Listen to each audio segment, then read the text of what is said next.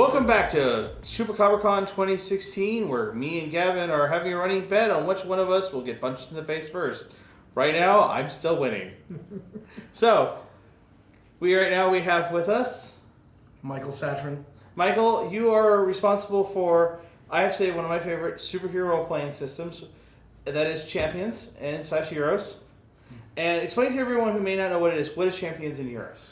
Well, Champions is a superhero role-playing game where everything is built on points, and experience points are added directly to your character sheets. So while the barrier to entry is high, once you get in, it's relatively easy to continue modifying and building your character. It's a toolkit system that you can really play any genre with. However, Champions of those genres is probably the most popular.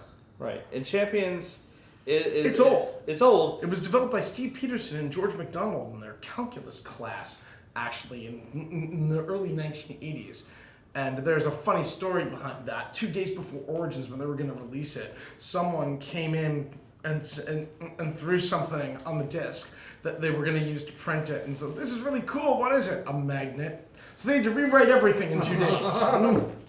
I love Kevin's look on his face. These guys developed this game while they were in calculus class. You just had this look on your face. Yeah, because I don't do maths. I would not have been able to come up with this game. But as you're looking at this game, what were some of the challenges, do you think, of creating a superhero game that's going to engage people and get them out of their Marvel DC mindsets? Well, you have to have interesting and different things. And you have to be willing to go to places where all the other games aren't going. And the way that you do that is by finding the niches in superhero gaming that no one is touching. Like my latest Kickstarter, Journey to the Center of the Earth. Everyone else has been going out into space. They've been talking about other super nations or whatever. Well, we decided not to do that. Deep space is not what we're talking about here. Everyone else went up, we went down. Straight down. We hope to get to the middle when we reach our Kickstarter goal. What's going to be in the middle of the world? It's a giant spherical inner world that is lit and darkened by this giant magical dark spire in the center. Now, see, I just kind of want to go on this journey just to go. Right into that Peter Graves movie. Yeah, when we think of Journey to the Earth, we think of the classic ones with like the creepy mutants and stuff like that. Oh, they've got stuff like that down there, but the guy who lives in the spire. There are people who live in the spire. And basically, the people who live in the spire are... There's this guy called the Oligarch. And he's of the most powerful magician in the world, effectively. And he has a council of people that follow him. And they're the magic police. They keep magic and technology separate.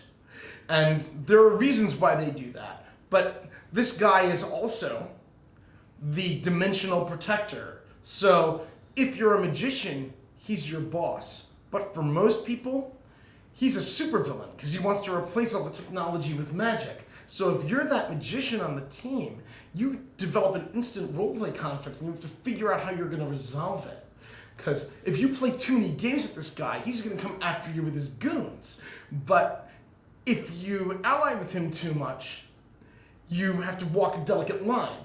And that's because magicians, unlike technologists, don't have a whole lot of restrictions. One of the problems with superhero games and magic is magic can do anything. Yeah. And technology has a specific set of rules to play by. How do you fix that? You make the Doctor Strange character not so friendly.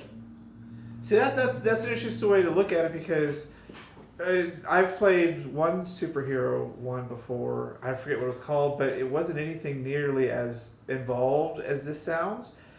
It just sounds pretty amazing that you have that division line between technology and magic, and there's going to be that clash. And I love the way that you're exploring that and being like, okay, well, you have a wizarding team, but is it going to make my iPhone not work so I can't call for backup or something?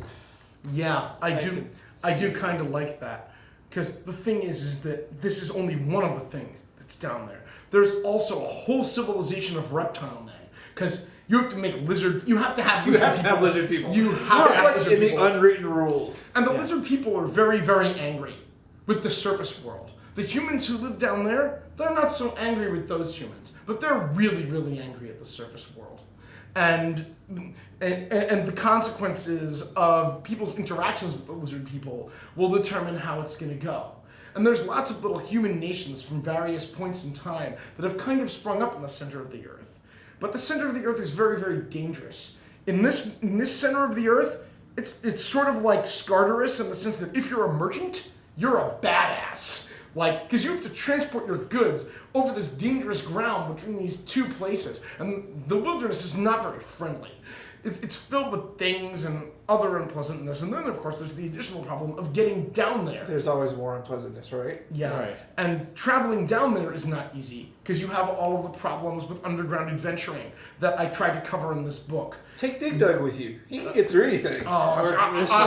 These people will be begging that Dig Dug is with them by the time they get down there.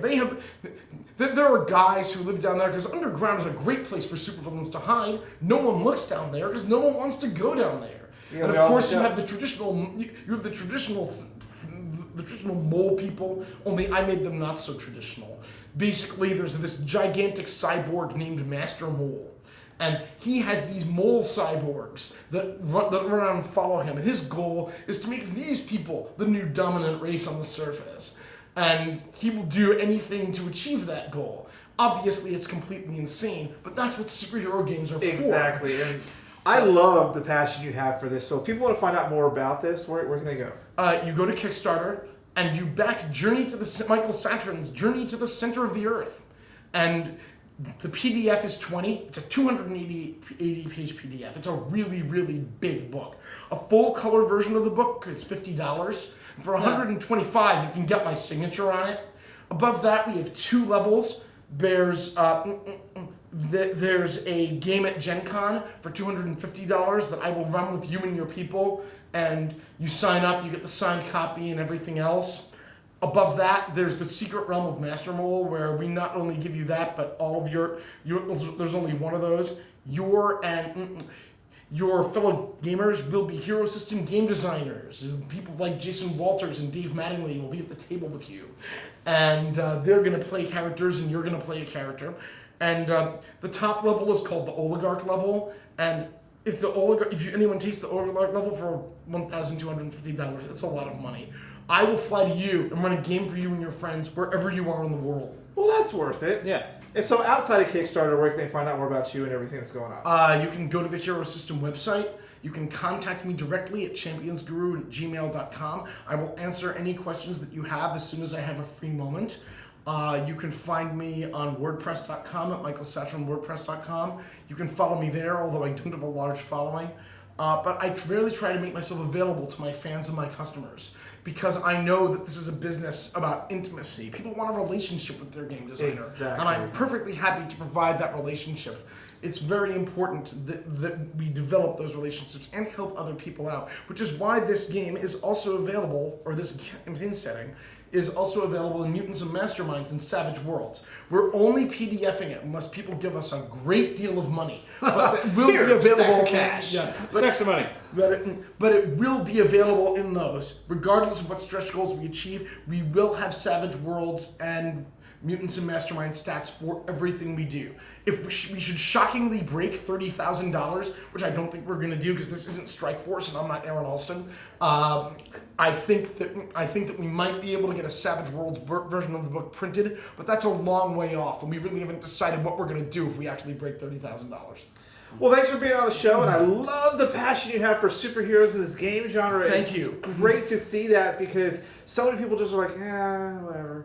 So thanks for being on the show. There is no whatever. Believe it, live it, learn it. Right. Agreed. Right, so guys. we'll be back with more right after this. Okay.